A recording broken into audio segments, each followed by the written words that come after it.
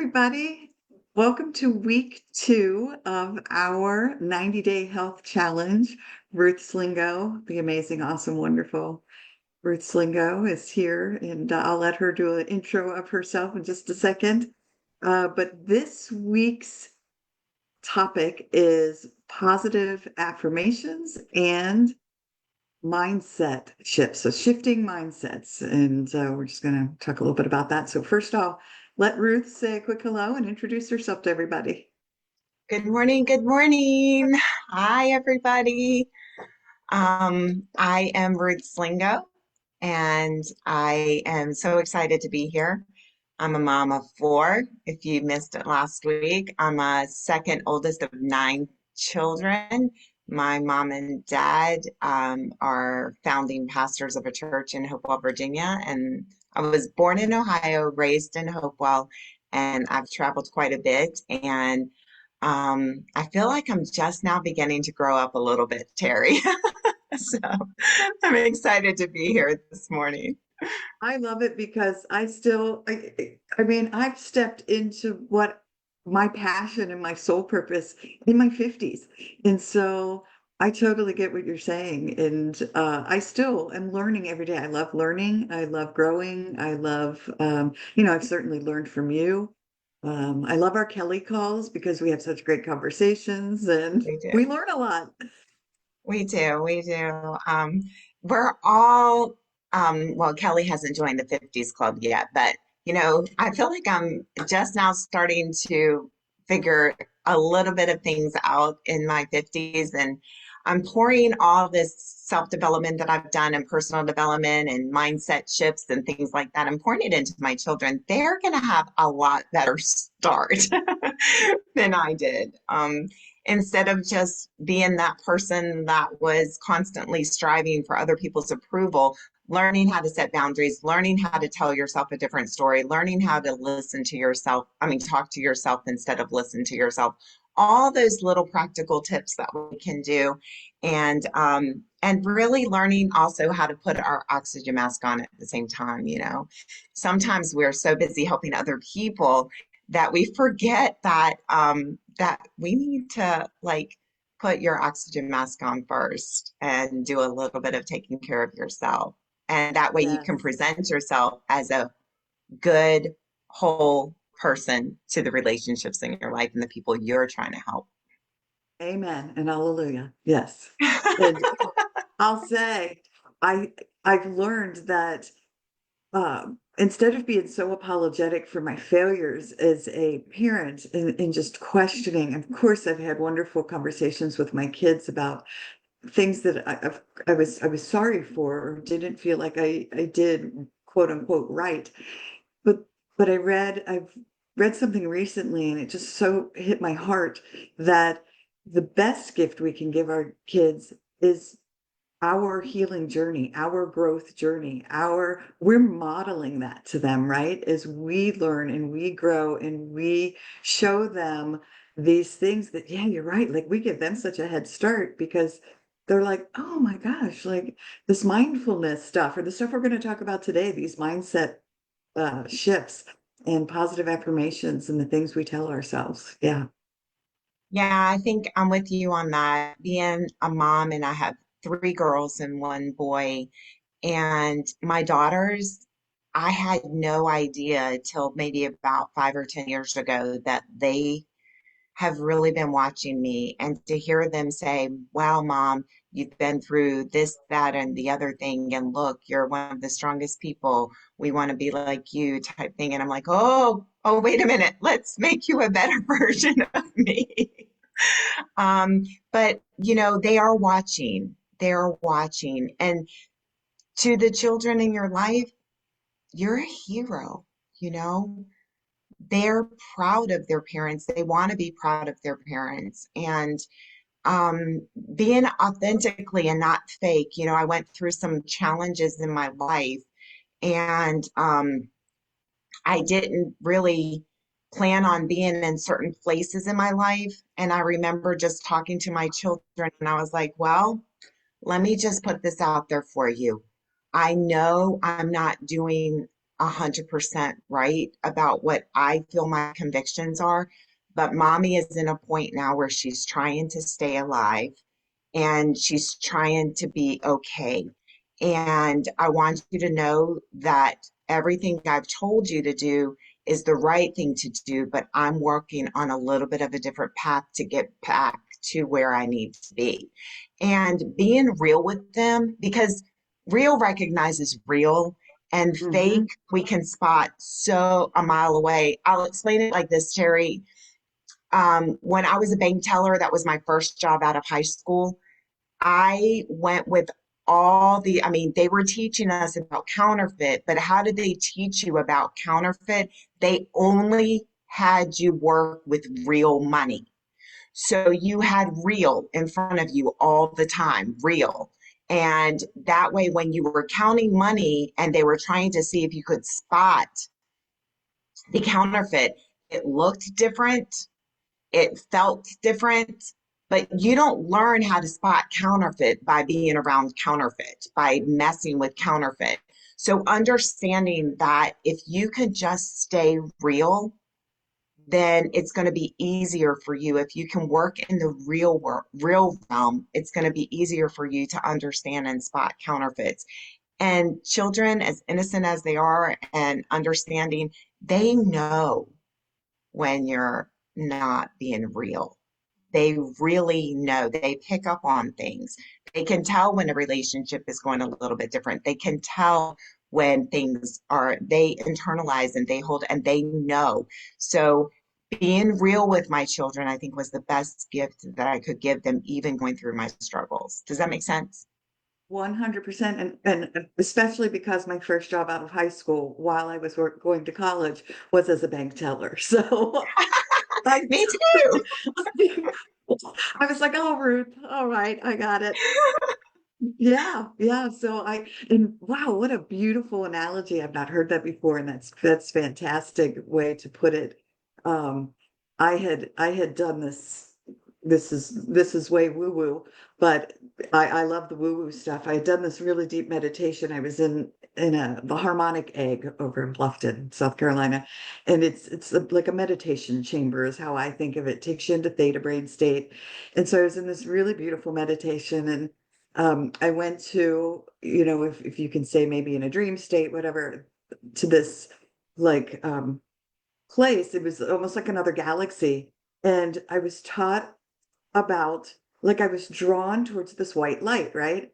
But there was this beautiful yellow light. And so this lesson that I was being taught in this meditation was to notice that even though you felt drawn to the yellow light, I stopped and said, wait, that's not real. That's not the real light.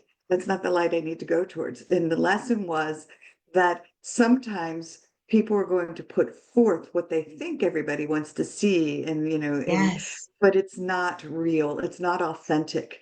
It's fake light, right? And so that was such a powerful lesson for me because I came away from that saying, oh yeah, like when you feel authentically drawn to what you again, like on a heart and soul level, what's real. And yeah, beautiful.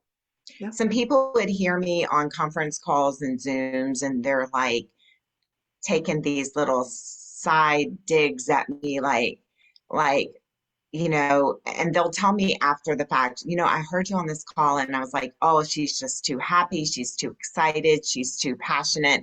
That's all fake. And then they met me in real life, and they're like, I apologize for thinking that way about you because how you are is how you are. And I think that, that's something that I've had to deal with because I love life. I love being around people. I love what I do. I love helping others. Like I'm very passionate about things. And sometimes people that are not in an okay spot, or maybe they're dealing with some things internally that whatever the case may be, it's very difficult for them to accept someone like that because they Yes. want to see them as, oh, you're putting it on because they had no idea that it could be that way. They had no Right. idea that someone could be that way. I remember seeing other people's marriages and I was like, there's no way they're that happy. There's no way they love each other that much. Like, there's no way they like really like they don't check each other's phones. They don't follow up on them. Like, they don't search their locations. Like, what's that about? And that's really just mindset shifting. That's really just me projecting my relationships or where I'm at on other people's things. And I got to the point one day, my husband is amazing. And I got to the point one day and I was like, oh, wait, this is what I thought never existed. Like, seriously? Like, I don't have someone tracking me. I don't have someone, we love each other. We have a different type of trust there. And we're not looking in each other's phones to see if we're like, this is weird, you know? But this is what I thought never existed because where I was at that time, when I felt that way, I was projecting like my feelings and what I was going through on the people, other people. And, you Yeah. know, that's where we got to take control of, you know, and figure it out. That's why I like talking to you because you get me. I know it is so true when you have people that I've been told before, you radiate joy, and people have said, I can't believe what you've been through, like your trauma story, and I said, because I did the hard work, I went back into that Yeah. darkness. I mean, I spent 4 years in EMDR therapy and crying, sobbing my way home and into dark, dark spaces, but it was because I wanted that mindset shift and I wanted to, I mean, I always had tried to have a positive attitude and look at life through the rose-colored glasses. I mean, that was a survival technique, I think, in a lot of ways. But I I just wanted to be that way. And so I am that person. Like my family makes fun of me in a funny way because we'll be driving down the road and I'll go, and they're like, like, what is it, a deer jumping across the road? And I'm like, no, look at that beautiful sunset. Like, I, it's just authentic, real reactions to life and beauty and the joy of life. And it's just who I am. And so, but it was a shift. I consciously made shifts in my life. Yeah. Yeah, I'm thinking about, you know, what do we want people to remember us by? You know, what do we want people to remember us by? And one of the self-development trainings that I did, emotional development training that I did, he made us think about what we want to be said in the day of our death. Like, what do we want to be said? And that was so crazy. And I'm like, oh, I can't. Oh, I don't even want to think, like, why would I think about that? Like, what do I want to be said? Do I want it to be said that she was a workaholic and she worked all the time and she, you know, she was no, like that's not what I wanted. I want it to be said. And when I had to dig down in there and figure out what do I want to be said, I wanted to be said that she was showed people the love of Jesus. She was the hands and feet of Jesus. When someone needed something, she was a listening ear. She was there to give them a hug or to help them or to just hear them. Like she was that person that came alongside and was what we would consider to be a true friend. Like these are the things that I want to be remembered by. She would didn't hesitate to say a prayer for you. You know, she would pray with you. She would be there to help bear your burdens, but also give you just unconditional love through the process. And those are the things I want to be said. And in this journey, they said, okay, so now you start living out that. And I was like, oh, okay. So working 70 hours a week doesn't matter anymore. Yeah, like I don't have to work extra hard. I just need to be diligent and do what I'm supposed to do every day to make the impact and be a blessing to the people, the relationships in my life, the people that I come across, the people that I'll never see but one time. Like the challenge I gave last week, the people that can't repay me at all, can I be authentically to them as well as to the people that see me and know me? Because sometimes the loved ones that you're closest to get the leftovers. Yeah. Yeah, absolutely beautiful. Which brings me to, we teased people last week and said you were going to talk a bit about your journey with your dad and where you just went. And that's part of, and I want to say, uh, that's how I see you. just as an FYI, like you are what you just described, at least, I know to me in my heart and soul, because yeah, I feel so blessed to know you. And I know all those things. Like if I needed you, if I needed your prayers, if I needed an ear to listen, I could reach out to Ruth. So, and that's just a gift in my life. So thank you. And I'm gonna get a little emotional. Thank you. Yeah, well, it's true. So talk to folks about, I mean, I'm so blown away by what you and your dad were doing. My goodness, my dad has always had a heart. He's traveled in 58 foreign countries. He never had five-star resorts. He was with the people, of the people, by the people. Sometimes he would just land in a country. He's like, okay, Lord, let me go where I'm supposed to go. And I remember one time he went to China, and Christianity is not welcomed there at the time. And I don't know if it is now. I don't know a lot of politics or world stuff. I try to stay out of that. That's a little Me too. negative for me. But I will tell you, he was there, and he met a lady just in passing, and he said, I want to go to underground church. And these are stories I grew up with, so I knew, you know. And she said, okay, meet me here tonight. And they walked, when he met her, they walked and they went into this little house, underground church, and they could just hear people just worshiping the Lord. And it was so phenomenal. But see, he couldn't plan that. You can't Right. plan those things. And so this is how I've grown up with my father. I went with him in 2017. I went to Nicaragua.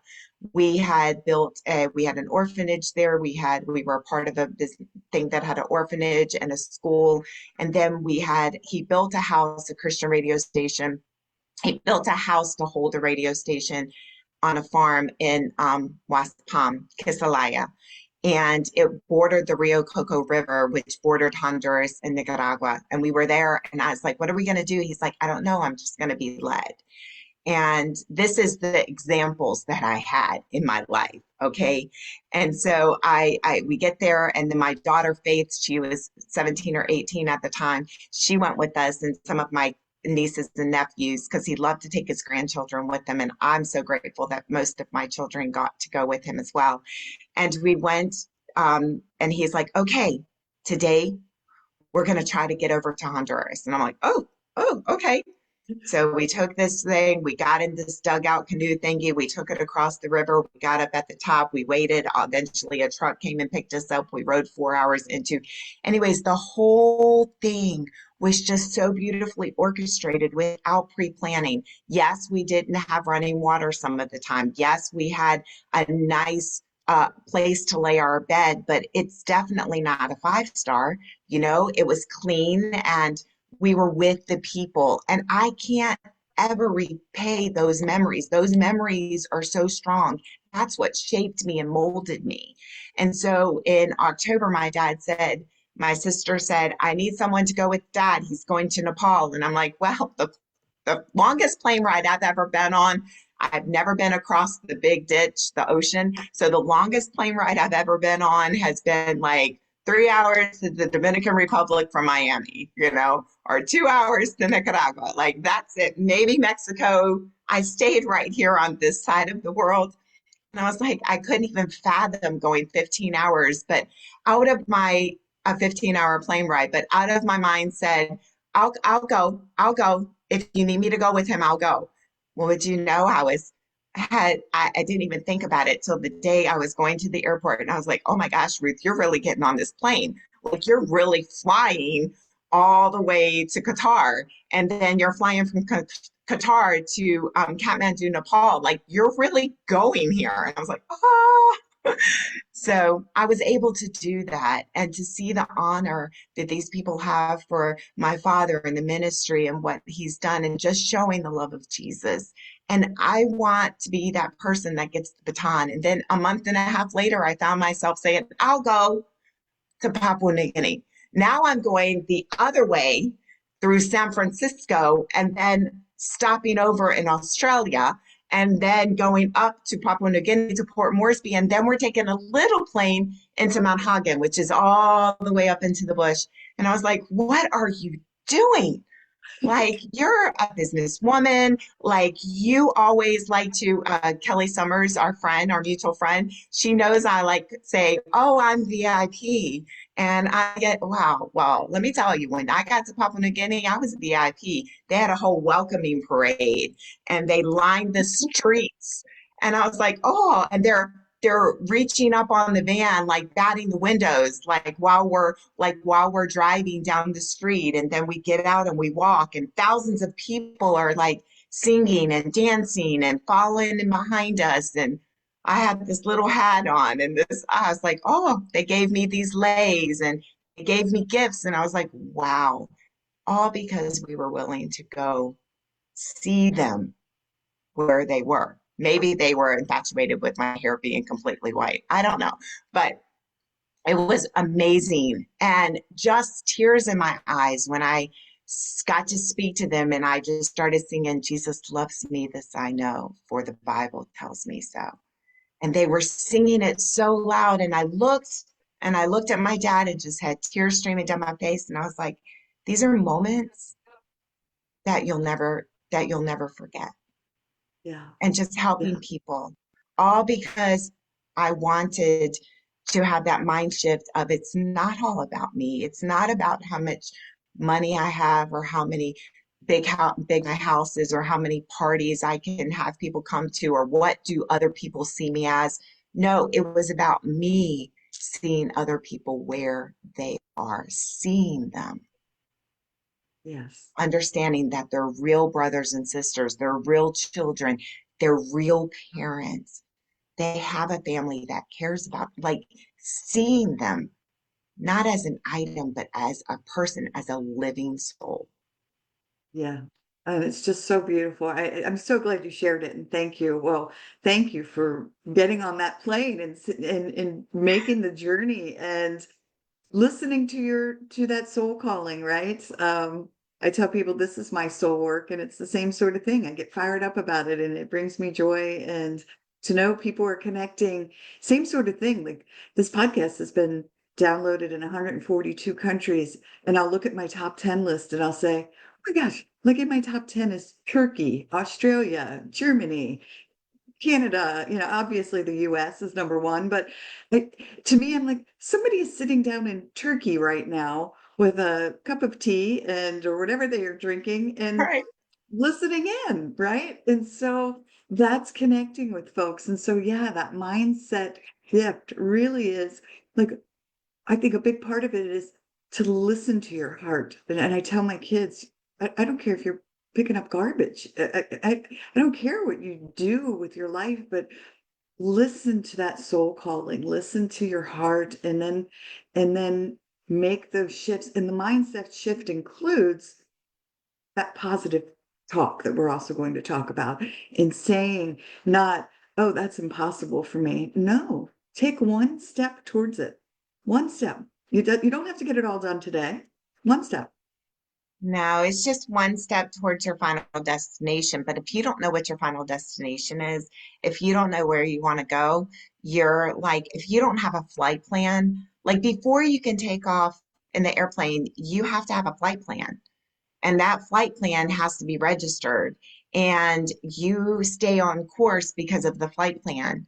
It's not like getting in a car, you can drive and you can go down different places and you don't have to register your flight plan. But looking up and seeing the bigger picture, where do you want to go? Have you thought about that? Where do you want to be? Like in 5 years, in 3 years, in 1 year, in 10 years, like where do you want to be? Okay, register, map it out and register that flight plan. And then do the work that it takes today to stay on course. 1 degree, 1 degree, just get there. But you can't get there if you don't know where you're going. And I think with your mindset, you've got to begin with the end in mind. Kind of like what I said. Just begin with the end in mind. Yeah. Like, okay, this is where I want to go. Whether it's in your job or your career or helping people or your relationships, you've got to work. You've got to register the flight plan and you've got to work for it. And Amen. daily Amen. affirmations are huge. I have this mirror, and on this mirror, I am amazing. I am strong. I am unstoppable. I am a queen. I am making it. I'm a badass. I am beautiful. I So am enough. I am worthy. Like I'm reading my mirror right here. And I'm like, yeah, that's me. That's me. that's That's so right. amazing because I told everybody, and I'm going to give, I made 4 of these in a sample for you to get you started on your own. But I had made these for myself when I first stepped onto the healing path and practiced them every day. And not just reading through them like flip, flip, flip, but feeling those Healing. words, right? Feeling them. So sometimes I would meditate on just one. I would shuffle them and randomly just pick one and be like, okay, so today's theme is, so one is, I am making a difference in the world. And this was one, I am a published author. At the time, I wasn't a published author, Wow. right? Yeah. And I love, these are my photographs. And so there's a cardinal on there that I always, when I see a cardinal, I say, hi, Dad. I focus on the positives. Uh, my income is constantly increasing. I am grateful. Like, so again, I live to give. Like, I have a whole stack. I won't read I all of love them. it. But the whole point is that those are the things that what we tell ourselves makes such a profound difference in our lives, to your right, to then say, okay, this is what I want. I am a published author. That was big for me. That was big for me. I wanted to put my truth out there. I wanted to share with folks through my writing. Um, and Ruth, I don't know if I ever told you this story, and we might be going over, but I'm going to tell you this story really quick. And Okay. if I did, I'm repeating it. So again, wait, before I had stepped onto the healing journey, my dad passed in 2009. I was fortunate to be the last one with him in hospice. We watched Christmas Vacation together, and I'd give him a kiss on his forehead, tell him I love him, and then I left, and within a few hours he had passed. And so um, after he passed, a friend came to me and said, please don't think I'm weird, but your dad has told me there's a message in the blue book. And I was like, a message in the blue book? I was like, oh my gosh, like I just inherited all my dad's books. My dad was a writer, nothing published, but he loved to write, and avid reader. And so all of his books had handwriting and stars and exclamation points and things underlined. And I was like, how am I ever going to find a message in the blue book? So I had just inherited I'm sitting on the floor shaking books, hoping a letter falls in my lap or a note or something. Didn't find anything. And I said, I just can't do this. So I sent up a prayer to the Holy Spirit and I said, okay, when I'm meant to find this message in the blue book, it will come to me.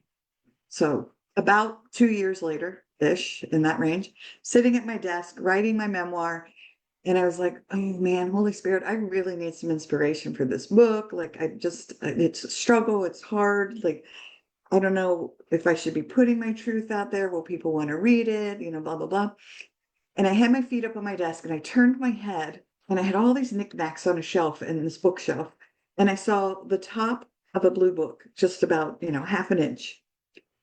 And I said, oh my gosh, I had the blue book all along. It was my dad's New Testament, and it was a blue cloth covered, raggedy, beat up book. My dad was a Jesuit brother in the seminary for 8 years prior to leaving and marrying my mom. And so this was a gift his uncle had given him. And I thought, oh, goodness, he's written in a lot of this. So I said, well, I'll just start flipping through. Flipped, flipped, flipped, flipped, flipped, flipped, flipped. Hold on, I'll find my little piece of paper here. He wrote on one page in his New Testament, and I blew it up, and this is his handwriting, and it says, my ability to write, what am I doing with it? And that was the only thing that was written in the blue book. And I said, I got goosebumps right now. I said, all right, I got it. I am supposed to be writing. and I am supposed to be putting these truths out there, and I am supposed to be, um, yeah, sharing my journey to help others along their journey, as well as whatever other, like right now I'm just getting ready to publish a book, a self-publish a book called How to Hug a Ghost, and it's a forgiveness journey. And so that's getting ready to publish very, very quickly. um but again, it's about putting love and light and truth and forgiveness, which is, so huge out in the world. So there's my 2 cents on positive affirmations. Wow. Wow. Well, I love the affirmations cards that you have, and I love and if you don't know where to start with affirmations today, all you need to do is Google positive affirmations for abundance, or positive affirmations for self-love, or positive affirmations for working moms, or positive affirmations for stay-at-home parents. Whatever, there's stuff out there. And I challenge you today to take a minute and just read them, right? Read them out loud. You can't just read them, you have to speak them out loud, like you're doing with your cards there. And I love that. One of mine has been, I expand my capacity to receive large amounts of money, because sometimes we're so scarcity mindset that it's hard for us to receive abundance. And you deserve abundance. You deserve abundance today in every area of your life, being well in your mind, body, spirit, soul, financial, whatever that looks like for you, relationships. You deserve the abundance today. Yes, and money block was a big one for me, because again, with my dad, his mindset was a lot of like, money is the root of all evil, and I had a lot of that, and so I had to recognize where he was coming from is where I'm coming from, and to do a lot of that block release of. And one of the cool things, to bring in, one of the reasons you and I are together is debt-free life. And that's just one of my favorite products that we have. I call you the DFL guru. Like, for me, you're just the guru. And I have a DFL. I have debt-free life. Like, we did it as a family. And wow, just so phenomenal. So I don't know if maybe you just want to touch upon that for a second for folks and talk about it. Yeah, so a lot of people are trying, they're learning, they're trying to figure out ways, they're trying to find the best way for them. Maybe they've started some different plans to help them get out of debt, and maybe they've tried some different paths, but they just don't know what they don't know. And so, if you like to have a private conversation with Teri and myself, it's okay. This is what I do. This is one of the things that I specialize in. Just comment hashtag DFL, whatever, if you want to, or private message the Healing Place podcast or Teri Wellbrock. But I will tell you that this is revolutionizing. It's not a new concept, but what we do is we find your budget right now. How many of you people listening today actually have maybe credit cards, student loans, car payments, that sort of thing, and maybe a mortgage, and you're like, well, I'm going to get my mortgage paid off sooner because I'm going to pay an extra $100 a month on the principal. Or my credit cards, yeah, I'm going to get them down. I'm on a path. I'm going to pay an extra $200 over my minimums on the principal. Well, what we do is we just have a quick educational call with you, and then we find out what's already in your monthly budget. And then we talk about ways that we actually do a solid roadmap for you to utilize the infinite banking concept with a debt snowball concept, where we can, so many people, it would take them 29 years to get completely out of debt, including their mortgage, and maybe cost them about $200,000 in interest over that 29-year period of time. We can reduce that down just following the roadmap. If you choose to follow the roadmap, it's your money. It's not debt consolidation. We don't do anything with your stuff. All we do is help you as a guide and a resource to come to help you have that roadmap and be able to follow that roadmap. And we've been able to take people from 29 years down to 7 years, saving them $150,000 of scheduled interest to be paid out. All the while, they're actually building up a little bit of a tax-free retirement at the end. So there's things like that where we're getting two uses out of every dollar instead of one. And this may sound, oh my gosh, Ruth, that's too good to be true. Well, you deserve to make the best decision for you and your family by having an educational call. Just Yeah. a few minutes of your time Yeah. to let me ask a couple of questions and just see maybe this is the plan that you've been waiting for to give you your next step on your journey. Yes, for sure. And A thank you for light that. at the end of the tunnel, a light at the end of the tunnel. That's all we're Yes. giving them is a light, a roadmap. Like I said, the flight plan, right? We'll tie it back together. A flight plan for getting out of debt, and you'll be able to follow the flight plan. How great Yes. is that, Teri? It circles back around. I know. And I tell you, on our flight plan, we had a little stop and I paid something off. And then I was like, and chop that bad boy up. So yeah, it's been wonderful. Yeah, Yeah. I love Awesome. it. Well, I know we're going over, but again, all right. So my challenge, Ruth gave them the challenge of like doing positive affirmations, creating their own, right? Okay. I'm going to put in comments after we're done. I'll put in comments a link to Google Drive that has a little starter kit of my hearts. You don't have to use them, but if you want to start them and then you can start creating your own with your own photos and your own words. But yeah, I say make yourself your own to just stick everywhere, right? Kind of piggybacking off of Ruth's, but just be creative, let your creativity flow and make your own affirmations and where you can see them. On your computer, wherever it is. Put it as a screensaver on your phone. So every time you open your phone, like I look at my phone and I see my mom's smiling face, and I always go, see you. I hug my phone. But yeah, you can put your positive affirmation out there. Okay, my challenge this week is going to be a little bit different because you're doing the Okay.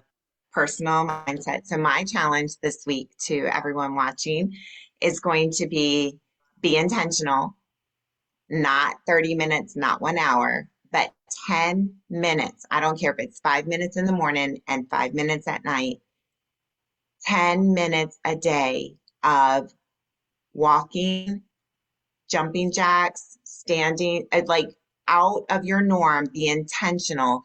Because when you are doing movement, maybe you want to do dancing. I love that. You can put an 11-minute song on and you can just dance your heart out in your bathroom and nobody has to watch. And you can just get that movement and look at yourself in the mirror and see if you look like a cuckoo person or not. Because I don't know how to dance, but boy, if dance like no one's watching. 10 minutes a day, 5 and 5, 10 minutes one time. Release those endorphins. Like get out of the funk that you find yourself in because you deserve to live an amazing, abundant, prosperous life. And give yourself a jump start at that. Shifting Yes. your Oh mindset. my, I love it. I love it. And I won't say it out loud, so I won't say it really loud because my Google will start, but our little nests in the house, I'll say, hey Google, play some disco. Shows my age, right? And yeah, some Bee Gees will come on or something. And I will literally dance around the kitchen while I'm cooking because it's fun, right? My So I love song is that. unwritten. The best is still unwritten. And my kids, Oh I yeah. would blast it while I was driving with the sunroof open. And my kids are like, they're younger, way younger. That wasn't in their era, but they're like, hey, mom, here's your song. Or when we're doing karaoke, they're like, mom, let's do your song. So yeah, I unwritten is love it. mine. So, I love it. I love it. All right. Well, all again, right. it's been such a joy. We'll figure out what next. We didn't even talk about what week 3 is going to be, so we'll come up with that. We aren't going to do next Saturday, though. We're going to pick a different day next week because you're going to be busy next week, and My daughter's getting married. yay! I We're know. Oh so my gosh, excited. I'm So excited to see stay pictures. tuned, stay tuned to know what day because you don't want to miss it because we're having fun and we want you to be Yeah. here with us and we want you to be a part. So stay tuned. All right. Awesome. All right. Well, thanks, Ruth. Love you and love your energy and your beautiful message. Thanks. Have a wonderful week, everybody. I'll see you soon. All righty. Bye. If I can get my little mouse to work, there we go. Hey, everybody. Teri Wellbrock here. Just wanted to thank you again for being a part of this healing space and my hashtag hope for healing journey. Thank you for sharing, liking, inviting others to join, listening in. You've really helped this show blossom. It has now been downloaded in 136 countries and is in the top 2% globally out of 3.2 million shows, which is just amazing. And it's all because of you and your tuning in and inviting others and sharing and liking and loving. And your reviews on Apple really help too. My goal is to hit 100 5-star reviews by the end of the year. And I am closing in on that. So if you are listening in on Apple or Apple Podcasts, please go and rate the show and leave a review if you absolutely love it. And I would be most appreciative. Also, if you would like to receive my monthly Hope for Healing newsletter, please be sure to go to teriwellbrock.com. It's Teri, just one R, WELLBROCK.com. And I have a gift to send you for signing up for that monthly Hope for Healing newsletter. Plus, there are many other resources listed on that page, including a resource library. All right. Thanks. Bye-bye.